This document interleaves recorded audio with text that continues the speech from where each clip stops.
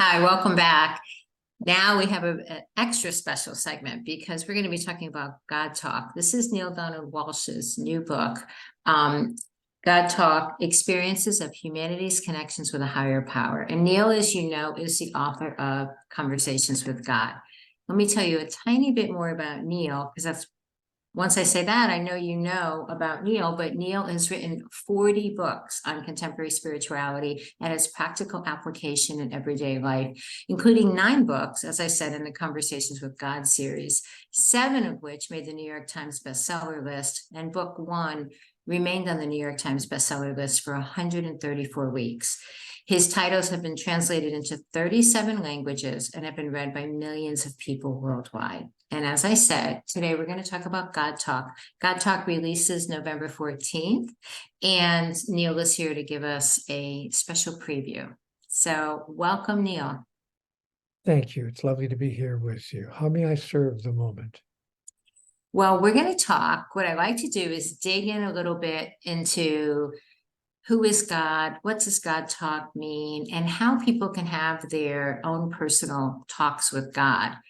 So one of the things that I love the most about this book is when you talk about God, you refer to God as He, as She, as Source, as Great Spirit. You refer to God in a variety of ways.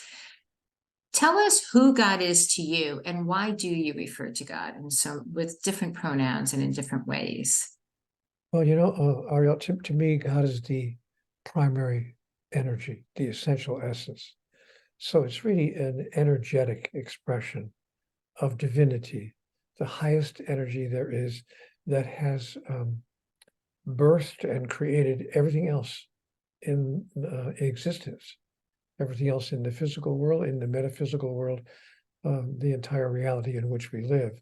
So to try to limit God by saying he or she, or whatever limiting words we want to use, can create, I think, a misunderstanding of who and what God is. So I've been encouraged, I want to say, by God, because she often says to me, you can call me a he, you can call me a she, you can call me that which is, the universe, pure love, whatever words feel good to you. But God, in essence, if I could put it in one sentence, is simply all that is. Everything that ever was, is now, and ever will be, is what I call God, or the essential essence expressing and demonstrating itself. So when we first started talking about doing a book, you having a book in the Common Sentience series, I said we have one-word titles, and it needs to be one word, right? And so you brilliantly said, well, how about if we make up a word? And you made up the word God Talk. What does that actually mean to you? Well, to me, it means God talk. It means that the talk, if you please, that we are hearing and seeing and observing from God, which is an experience that all of us are having all of the time. Although most of us, from my observation and from my own looking at my own life prior to the last 30 years, most of us are not really experiencing it as it really is. That is, we're looking at something and looking right through it. We're not seeing really and hearing what I call God talk. But God talk is the expression of that divine essence that I spoke of a moment ago in every possible way. Feelings, visions, ideas, actual words that come to us in our mind, and emotions that arise within us. God talk is life expressing itself in, as, and through us. That's what I call God talk. And for complete clarity, the difference between praying to God and talking to God. Yeah, a lot of people say, I agree that we all can talk to God, and we call it prayer, and I call it prayer as well. But the difference, using the language that most of us use, is that prayer is often considered, not often, almost always considered, a one-way communication. people do not generally consider prayer as a two-way communication where we say something to God and God says something back to us. But my understanding is that our relationship to God, in terms of what I call God talk, is a dialogue. That is, it really is a genuine two-way conversation, which is going on all the time and which we can create deliberately and intentionally on specific subjects or topics that arise in our life. So the difference between prayer and conversation is that conversation is a two-way experience and prayer is a one-way encounter, generally speaking. So when we talk about conversations with God, when we talk about God talk, we're talking about a two-way exchange between that part of us which we call our soul and that part of the universe that we call God. Now, we're going to talk in just a moment about how we can do this, right? All of us can do this, because what you're saying, and I believe what this book has really shown, is that everyone can have this two-way conversation. Everyone is having it all the time. Not everyone is having it. Yeah, if it's okay, if I could just make that small change in our verbiage, because I'm not saying that everyone can have this conversation. I'm saying that everyone is having the conversation, but everyone can be aware of it and can take advantage of the fact that it's always going on. And that's what this book is about, how to become aware that we're all having conversations with God all the time. We're simply calling it something else, a brilliant idea, a stroke of luck, an incredible coincidence, serendipity. We even sometimes call it women's intuition. We give it whatever name we can give it, because if we actually said to other people, God told me, or God said to me this, people will look at us askance, because our society, our culture, and mainly our religions tell us, you may not imagine that God is speaking directly to you. And even if you do have the experience, don't say it out loud, because you'll be accused of blasphemy, heresy, and that you don't want to have to undertake a process in life that produces such ridicule. So best not to call it what it is.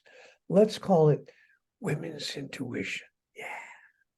Everybody can agree with that.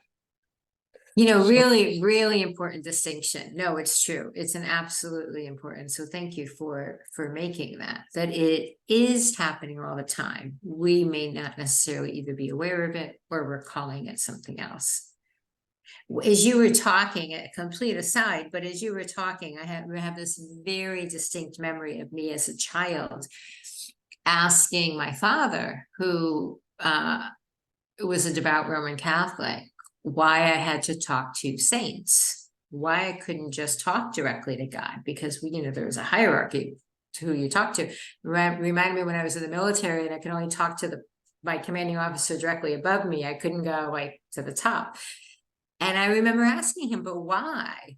Why can't I just go right to God? Why do I have to go through saints and other people? And I remember he didn't even give me an answer. He just got very angry with me and just told me to do what I'm told and stop asking all these questions. And, in the most loving way you could say that to a child. But I remember being like, it didn't make sense to me even then that we could not have a direct communication.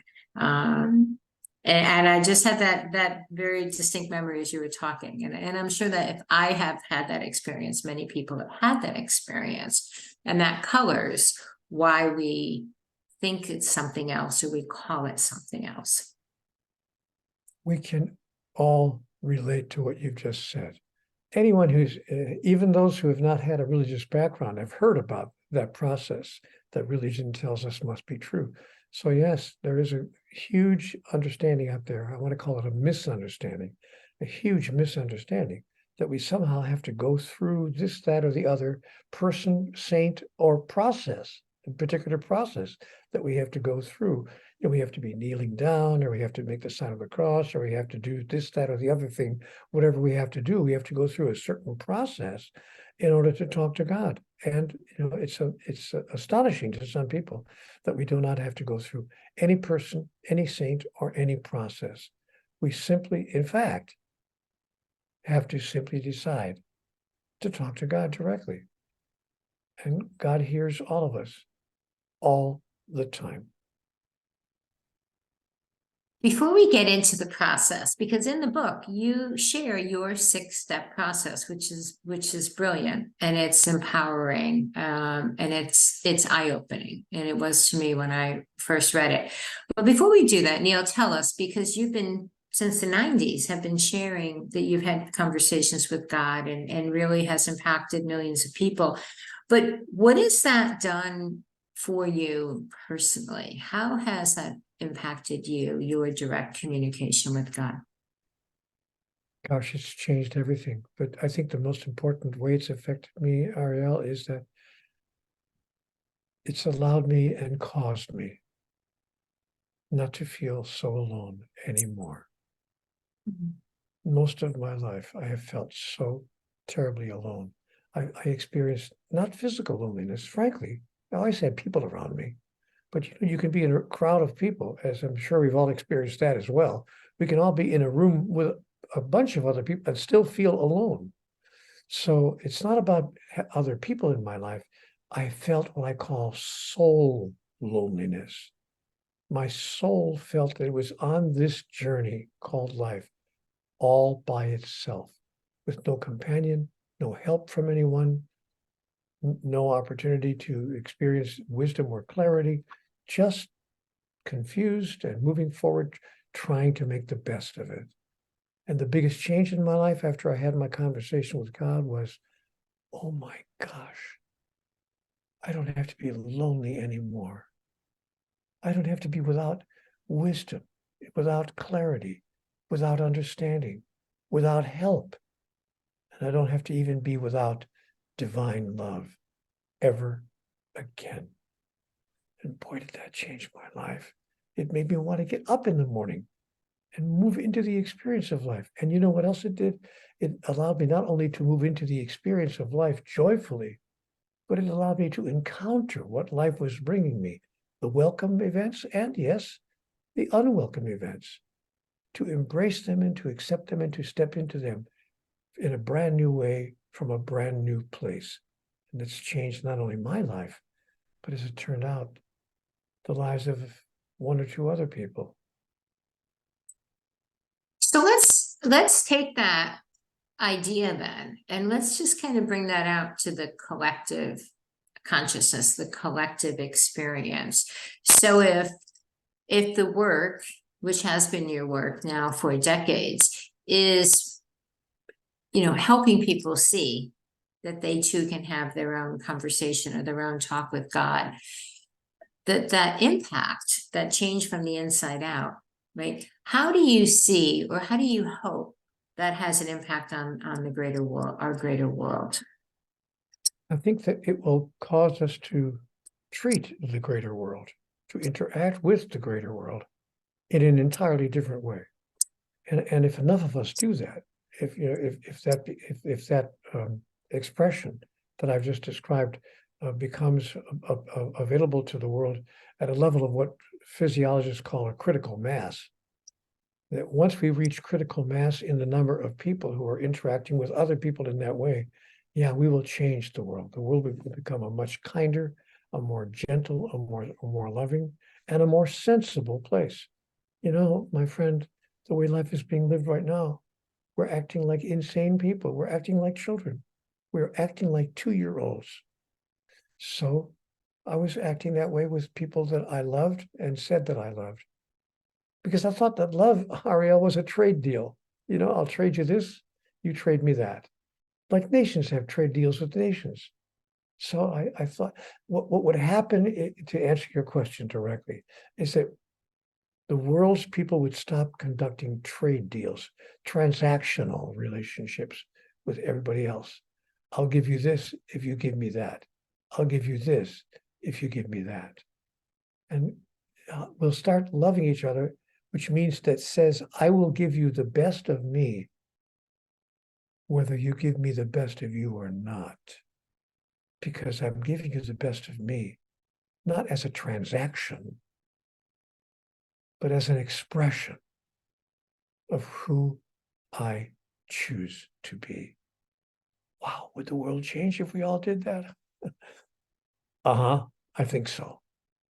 And I've seen it in personal relationships, honestly, as a person who's had failed relationships in my life. I've had, a failed marriage, well, actually 2 failed marriages. And I had, well, actually 3 failed marriages, to tell the truth. But well, actually 4 failed marriages that I've had in my life. So I see that, well, actually 5 failed.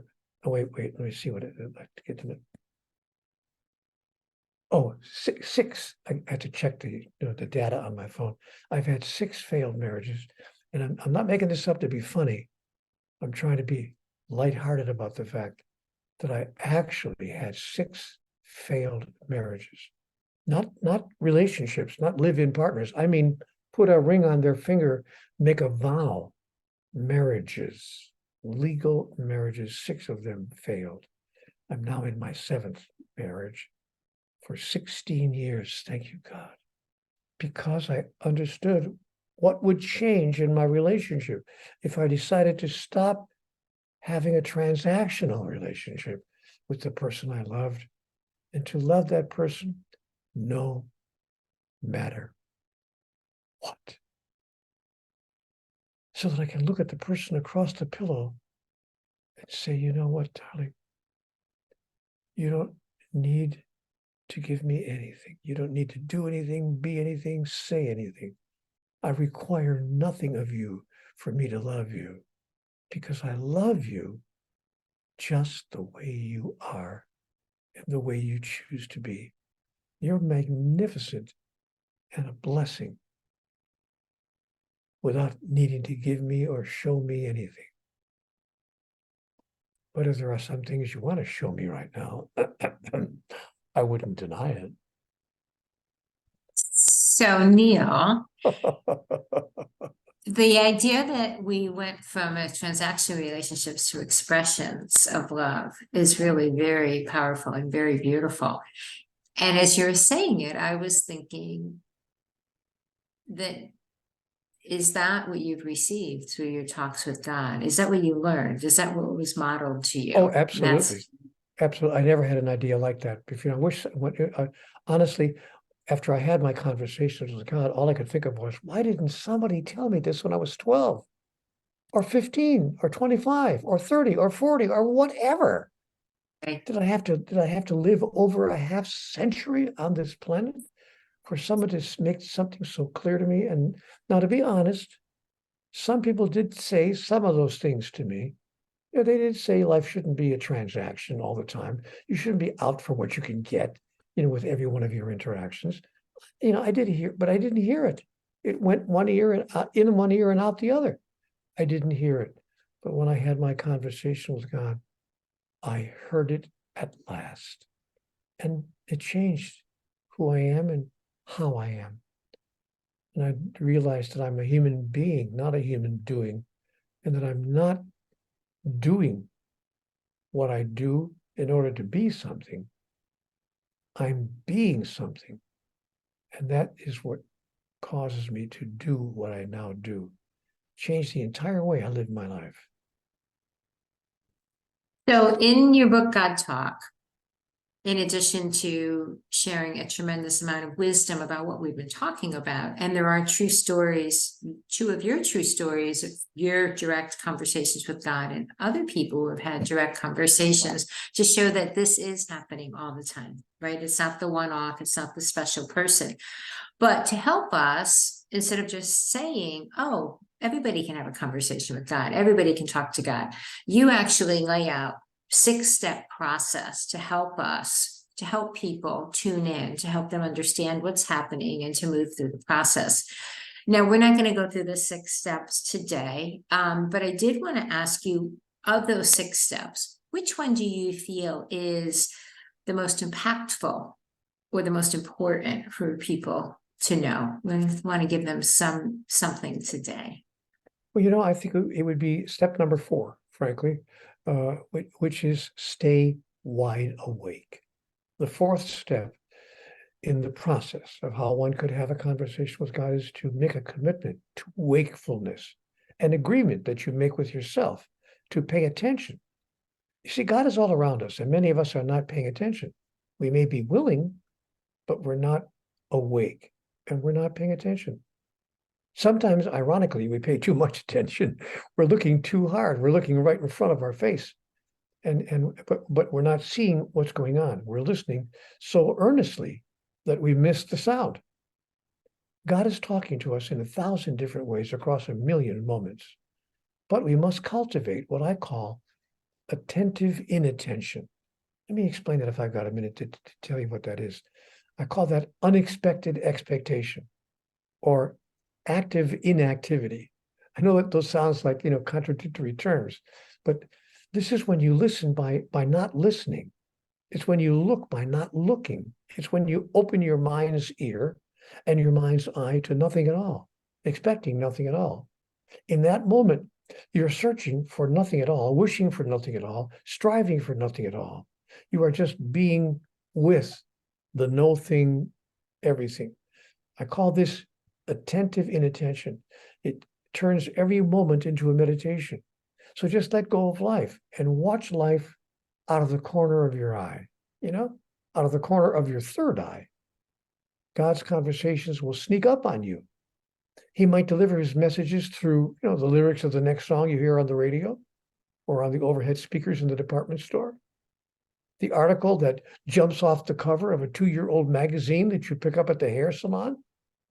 His words might be in a chance utterance of a friend that you meet on the street, that you just happen to walk into, or the words on a billboard around the next corner.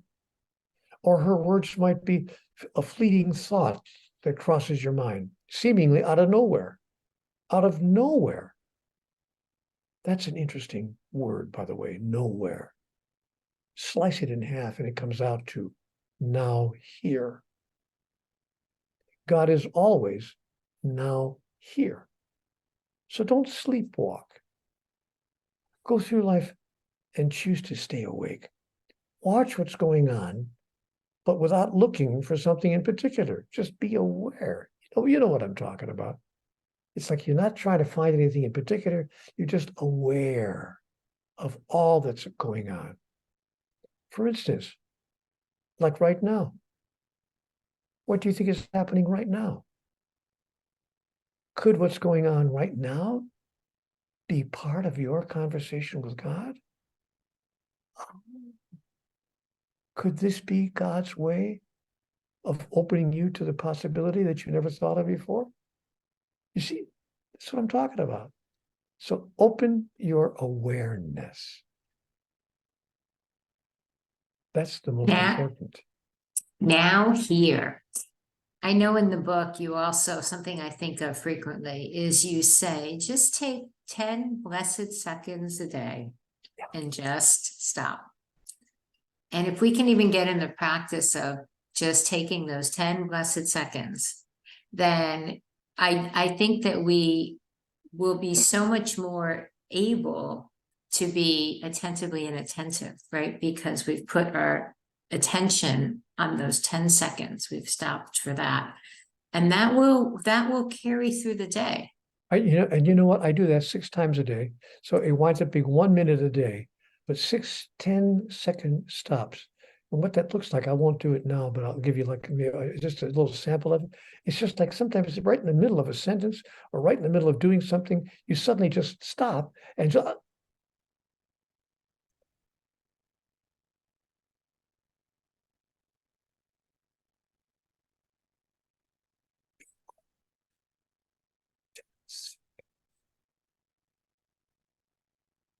and be aware of the love that's all around you and of who you are and of the love that can flow through you to everyone in every moment if you simply allow it. You do that for 10 seconds, 6 times a day. Be careful. It's going to change your life. Neale, it's been an absolute. I could, of course, I just wanted to say, I could, of course, be wrong about all of this. But I don't think so. I don't think so either, my friend. I don't think so either.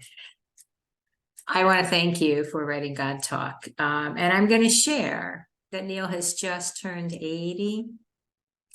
And God Talk is his 40th book. So Neale, from my heart to yours, I just want to say thank you. Thank you for the work. Thank you for the wisdom. Thank you for sharing the vast, really body of knowledge that you have, the heart knowledge with all of us for so many decades. Yeah. Well, golly, thank you for those nice words and for that energy of appreciation. And most important of all, thank you for publishing this book. Thank you for even wanting to. You're one of the idea heroes, an idea hero that's not afraid to place before the world an idea that she knows ahead of time. Some people, perhaps many people, are going to disagree with. So you're one of my idea heroes, and I appreciate your having published and distributed this wonderful book, which, by the way, I should tell everyone in the world was your idea. Folks, I did not come to this publisher and ask her to publish a book called God Talk. It was her idea. Now that's when you know you've got in contact with an idea hero. She called me and said, would you be willing to write that book? And if you say yes, we'll publish it. Wow. I rushed to the keyboard to do that. So thank you, Ariel, and thank your publishing company for being idea heroes. Thank you. Thank you, Neale. Well, I'm sure every publisher is going to be contacting you saying now, Neale, I have an idea. Do you want to publish it? So be careful. But anyway, on a serious note, thank you. It's been a pleasure. And everyone, get your copy of God Talk.